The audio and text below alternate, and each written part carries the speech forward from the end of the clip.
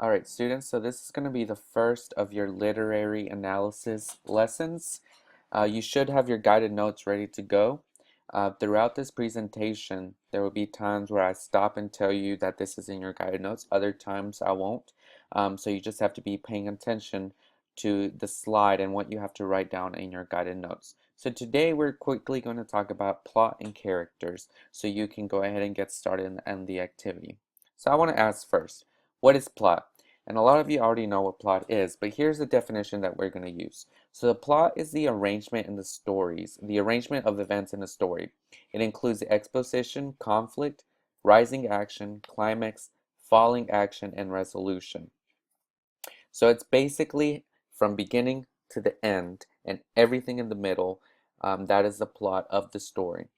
We chart the plot by using what we call the plot diagram. I like to refer it as the witch's hat because it does look like a witch hat. So at the beginning, you have your exposition. What happens at the beginning of the story? Who are the characters? What's the setting? What's the basic situation? Then the tension starts to build up.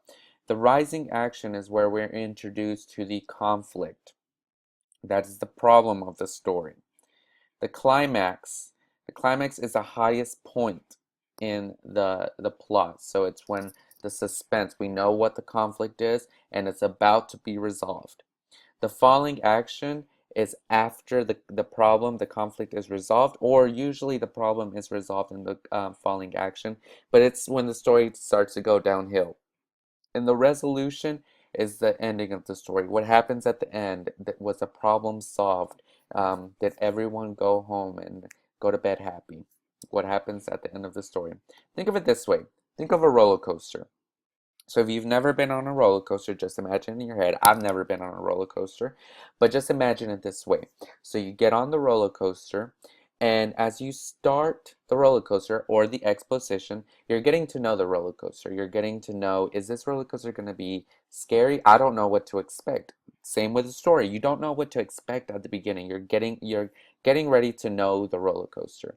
As you go up, or the rising action, suspense starts to build up. You start getting butterflies in your stomach. Your heart starts racing even more and more because you're going at a higher elevation. And you realize the conflict. Oh snap, I don't want to be on this roller coaster, or I really do not like heights. So that is going to be your conflict. At the top, the climax, when you're at the very top and you're looking down, you're at the highest point.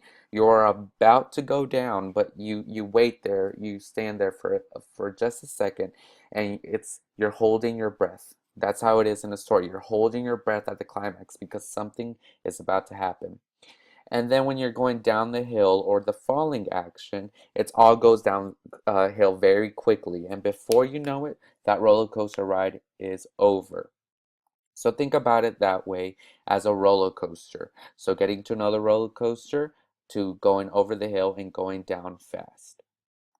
Now that we've talked about plot, let's talk about the characters. So the characters are the people or animals who take part in the action. There's three different ways that the author develops, or excuse me, there's three other things that I want to talk about characters. So authors bring characters to life through characterization, and that is what they use to describe the character. The character traits help readers understand the character. So those character traits could be tall, um, it could be nice, it could be mean, it could be the things that describe the character, and the character motives for the story, whether it was a good character or a bad character. What are the motives? What is driving those motives? Why did they do that in the story? There's also different types of characters, where there's round, there's flat, there's static, and there's dynamic.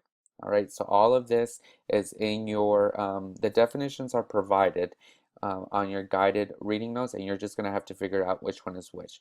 But I'm about to do that, so pay close attention.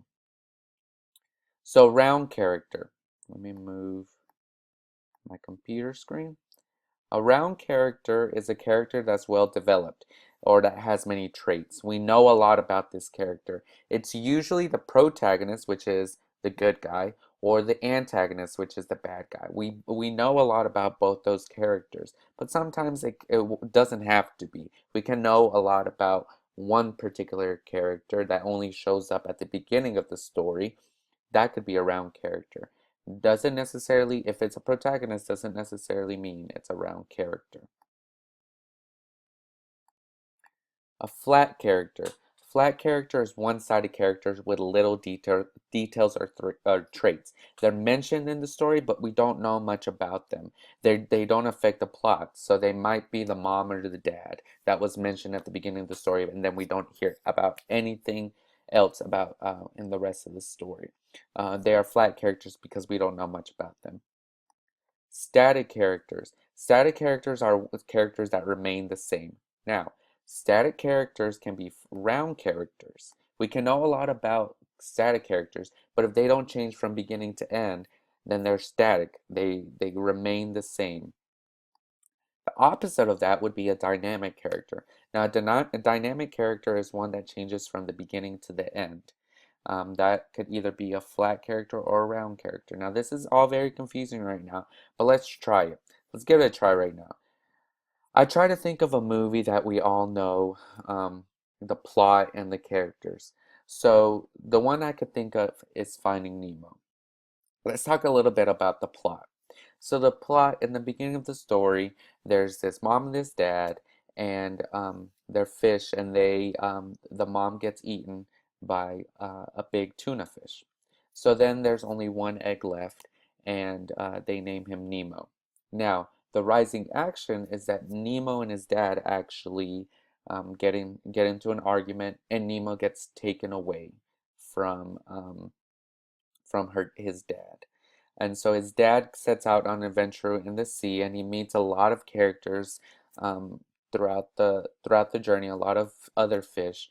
The conflict is that Nemo was taken away, and so his dad has to find him. The climax, I would say, would be whenever Nemo's dad gives up looking for him. He realizes he's never gonna find Nemo, so he just gives up. But then Nemo escapes the fish tank where he's at, and he bumps into Dory, which is one of the main characters. Bumps into Dory, and they both find Nemo's dad. Now the falling action would then be they find his dad, they go back home, and everything changes, and they live happily ever after. Now, that was very quick. It didn't provide much detail, I know, but I was just trying to get through it very quick and keep this video really under 10 minutes. Now, let's talk about the characters. Now, a round character, a character that we know a lot about. We know a lot about Nemo. We know that he doesn't that one of his fins doesn't work well. We know that he is the son of Marlin. We know that he is kind. We know that he is curious. A flat character, the teacher, Mr. the Stingray. All we know is that he's a teacher and that he's a stingray, but we don't know much about him. And he doesn't really affect the plot. He's just in the story.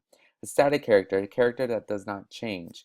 Let's see. I would say a character that does not change is probably again the the stingray, the teacher. He remains the same from beginning to the end of the movie.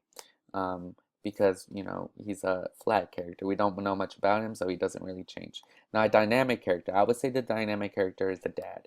Because at the beginning of this movie, he is so overprotective of Nemo, but then at the end of the movie, he realizes that he shouldn't be that overprotective of Nemo. Um, so that's a very quick run through of Finding Nemo. Um, we will get to more of this dynamic and static character and plot as we move forward. But I just wanted you to give you a little practice. You should be done with the guided notes by now. If you're not, you can rewatch this video or only rewatch certain parts of it. So click once you're done with the guided notes, glue them in your notebook and click next and proceed to the next activity.